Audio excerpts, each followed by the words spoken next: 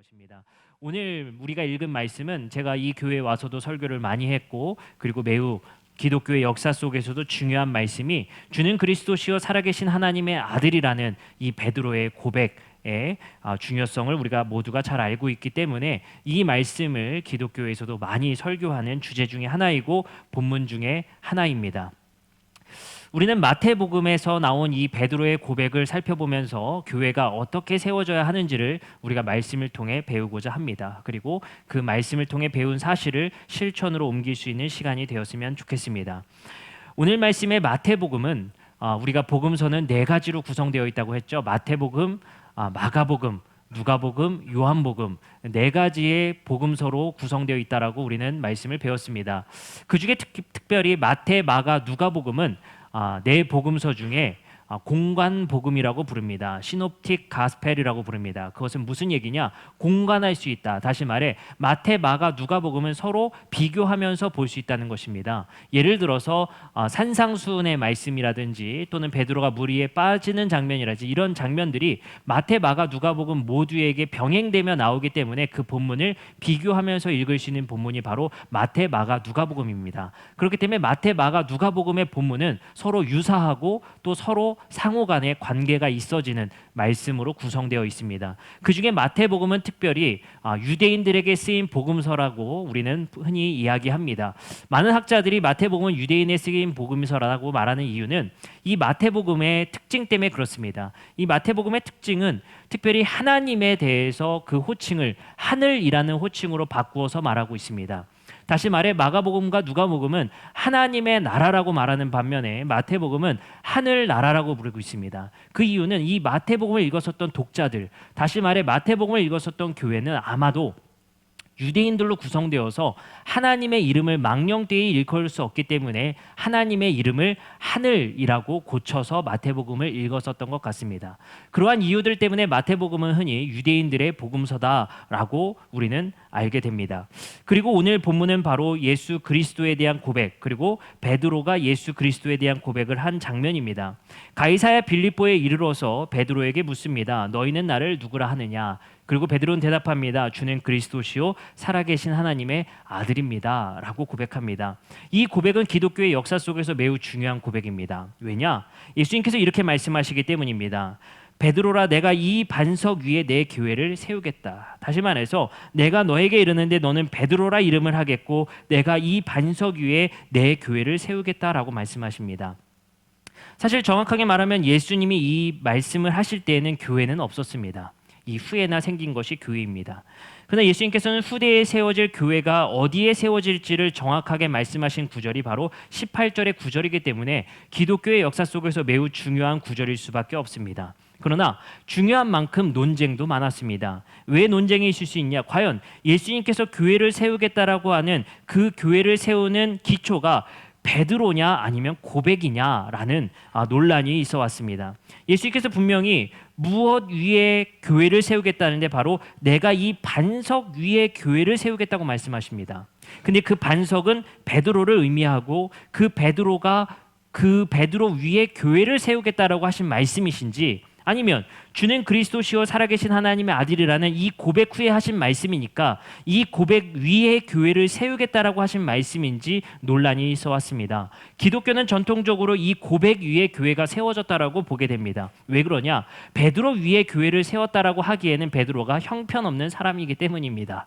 근데 가톨릭에서는 베드로라는 사람 위에 교회가 세워졌다고 보게 됩니다. 그래서 1대 교황을 베드로라 여기게 되죠. 이것이 바로 가톨릭과 기독교의 전통에 매우 중요한 다른 가치를 가지고 있습니다.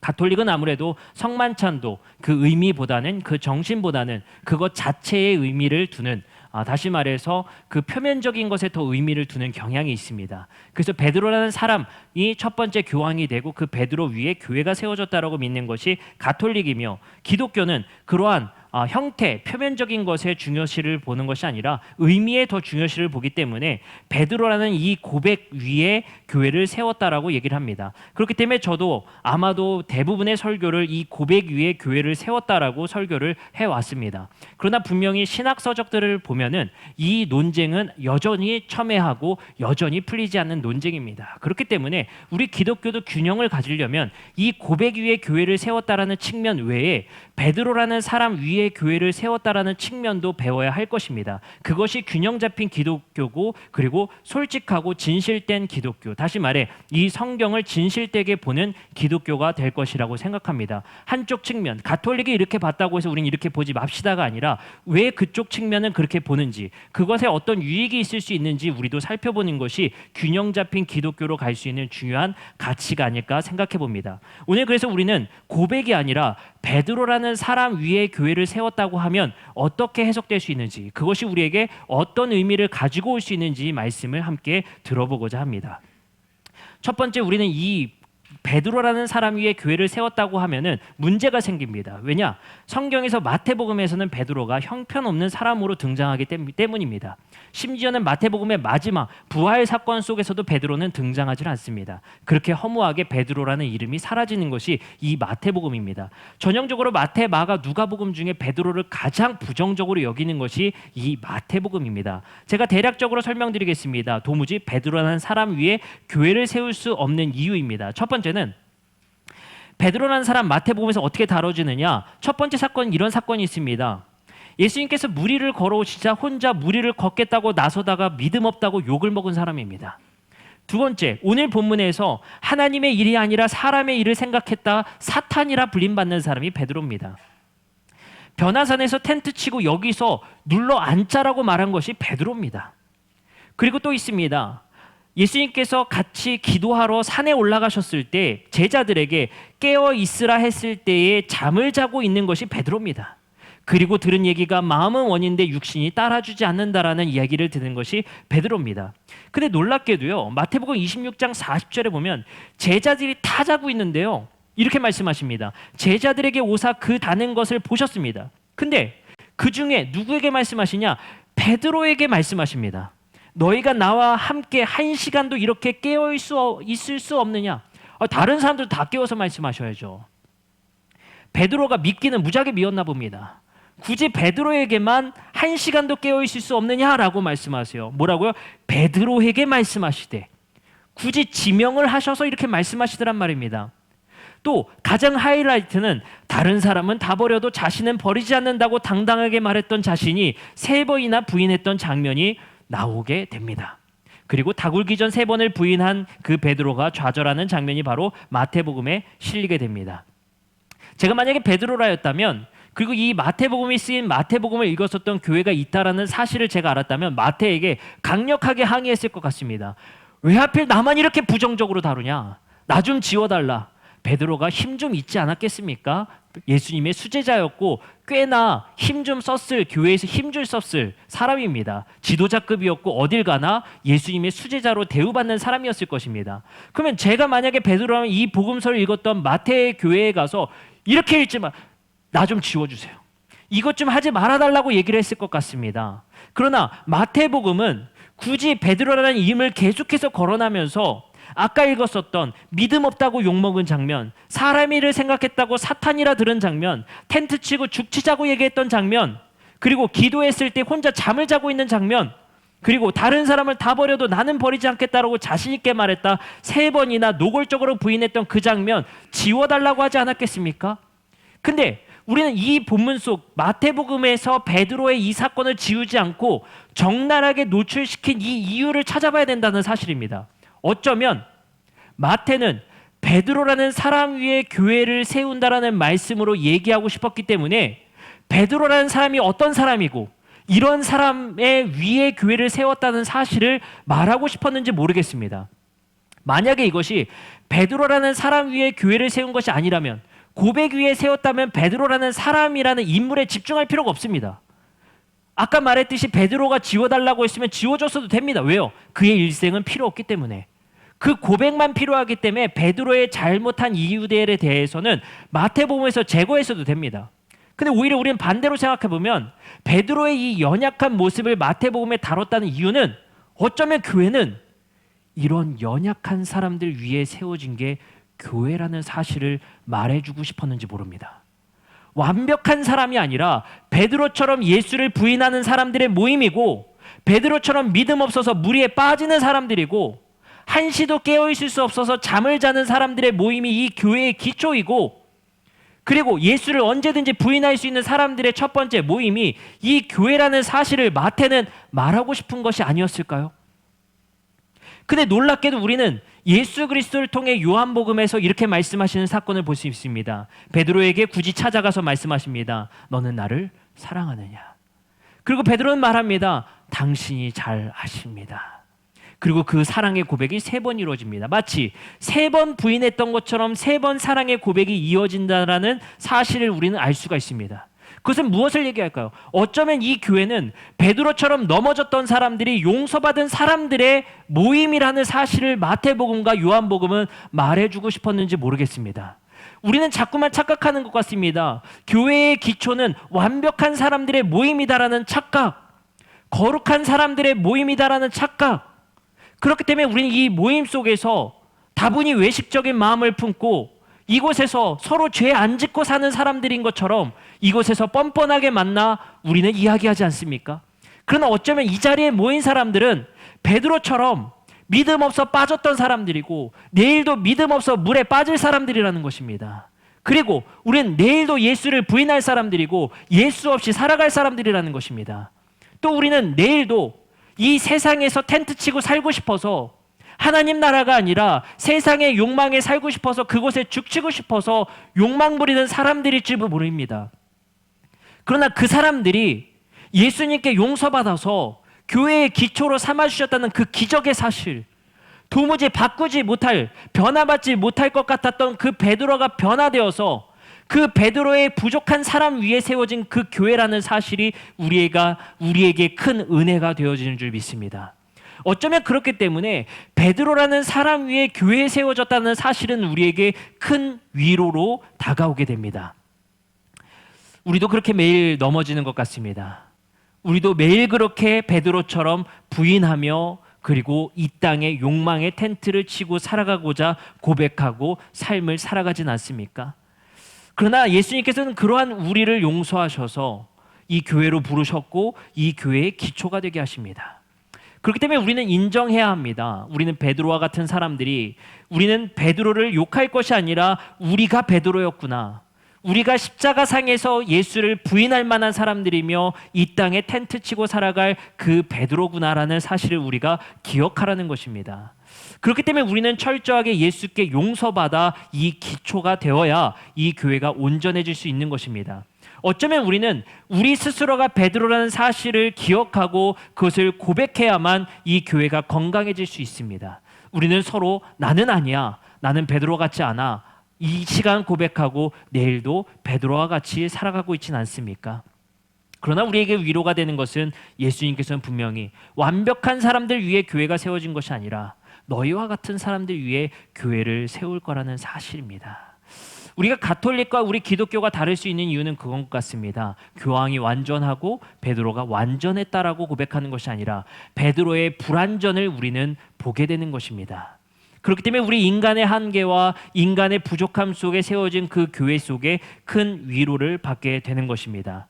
잠언 24장 16절의 말씀에 이런 말씀이 있습니다. 대저 의인은 7번 넘어질지라도 다시 일어날 것이다. 악인은 재앙으로 말미암아 엎드러지니라 라는 말씀이 있습니다. 여기서 분명히 의인은 넘어져도 다시 일어나는 사람들이 의인이라 말씀하십니다.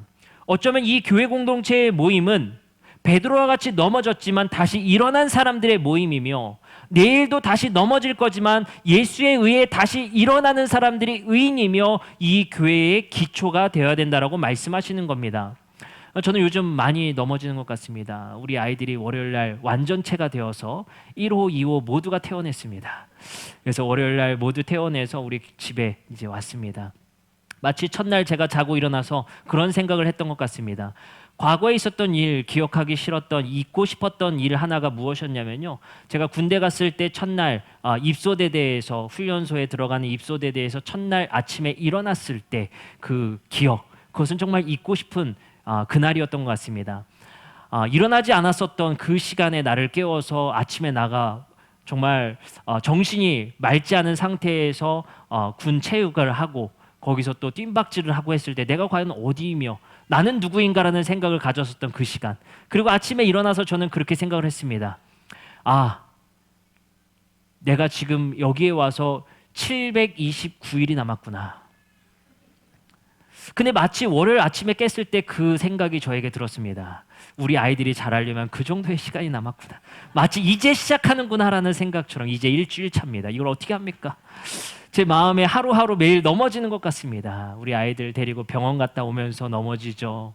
마음에 이거 어떻게 해야 되나 생각이 들기도 하고 참 곤란할 때도 많고 제 아내와도 마음에 갈등이 생길까 걱정도 하고 잠을 못 자는 괴로움도 있고 정말 어려움이 참 많습니다. 그 순간순간마다 사람이 지치기 때문에 짜증도 나기도 하고 갈등도 생기기도 하고 서로를 향해 좋지 않은 얘기도 하게 될 것입니다. 그럴 때마다 우리는 분명히 하나님의 거룩한 자녀이지만 우리 스스로가 너무 연약해서 넘어지고 있다라는 사실을 발견하게 됩니다. 그리고 우리는 그 넘어진다라는 사실을 너무나도 잘 알고 있기 때문에 하나님이 필요한 것이며 이 교회가 필요하다는 사실을 기억하게 됩니다. 우리는 이 교회에 와서 이 넘어진 사람들의 모임 속에서 서로 교제하고 서로 다시 일어날 수 있는 힘을 얻게 됩니다. 만약에 교회가 베드로라면 베드로가 질문했던 중요한 질문 한 가지를 더 살펴봐야 될 것 같습니다. 마태복음 18장 21절에서 22절에 베드로는 이런 질문을 합니다. 그때 베드로가 나와 이르되 주여 형제가 내게 죄를 범하면 몇 번이나 용서하여 주리이까 7번까지 하오리이까 예수께서 이르시되 내게 이르노니 7번뿐만 아니라 7번 70번까지 할지니라 라고 말씀하십니다. 근데 굳이 이것을 많은 제자들 중에 베드로가 질문했던 사실입니다. 마치 자신이 용서받아야 될 일을 저지를 것을 미리 알았다는 듯이 베드로가 예수께 묻는 장면입니다. 어쩌면 그런 것 같습니다. 우리가 넘어져서 용서받아 세워진 이 교회는 이제 7번이 아니라 70번씩 용서하는 교회가 되라고 하는 사실입니다. 용서받은 공동체의 특징은 바로 7번씩 70번 용서할 수 있는 교회가 되어야 합니다. 용서받은 공동체 위에 세워진 이 교회는 매번 우리는 우리의 이웃의 넘어짐을 조롱하고 그것을 정죄하는 것이 아니라 우리는 그들을 다독이고 그들의 회복을 위해 그들을 용서할 수 있어야 합니다. 우리는 기억해야 됩니다. 우리가 베드로와 같은 사람들이고 그 베드로와 같은 위에 교회를 세웠기 때문에 그리고 우리가 먼저 용서받은 자들이기 때문에 우리는 교회 안에서 일어난 넘어진 자들이 다시 일어날 수 있도록 용서하는 것이 우리에게 중요한 가치로 여겨져야 됩니다. 세상에는 스스로 용서받지 못한 자라고 표현한 사람들이 있습니다. 세상에서 용서받지 못했다는 것은 세상에서 쓸모없어진 자들이라고 생각하는 사람들입니다. 세상에서 쓰다 버려진 사람들, 그러한 사람들이 우리 주위에 많이 있습니다. 우리는 넘어져도 다시 일어난 사람들의 모임입니다. 그렇기 때문에 이 세상에서 넘어져서 쓸모없다라고 평가받는 사람들을 버리는 것이 아니라 그들을 용서하고 다시 일어날 수 있도록 회복시키는 것이 바로 교회가 되어야 할 줄 믿습니다.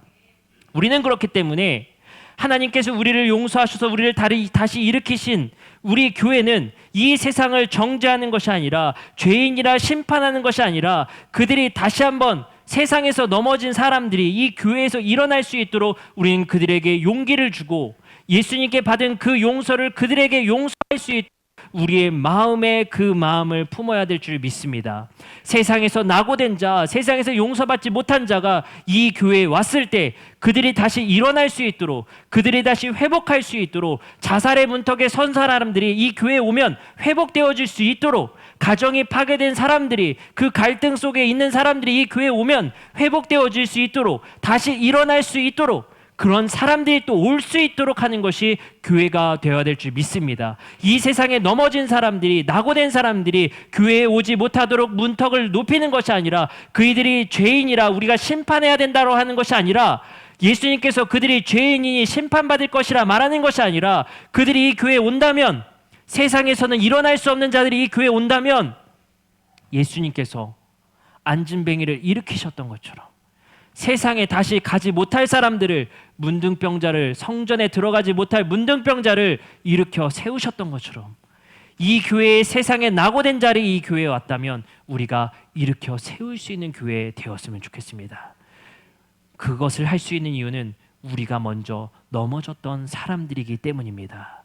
하나님께서는 우리를 용서하셨고 우리를 이렇게 세우셨고 그 위에 교회를 세우셨으니 이제 세상에 넘어진 자들이 이 교회와 다시 일어날 수 있는 교회가 되어지기를 주님의 이름으로 축복합니다. 이 시간 우리 함께 기도하고 찬양하는 시간 갖도록 하겠습니다. 주께 가오니 우리 함께 찬양하시고, 우리가 세상에서 하루하루 넘어졌지만 오늘 주님 앞에 다시 왔습니다. 주님, 우리를 다시 일으켜 세워주시고 주님 앞에 회복시켜 주시옵소서. 그 회복되어진 마음을 가지고 세상에 넘어진 사람들을 품을 수 있는 마음 우리에게 허락하여 주시옵소서. 이제 우리 함께 찬양하고 기도하는 시간 갖도록 하겠습니다.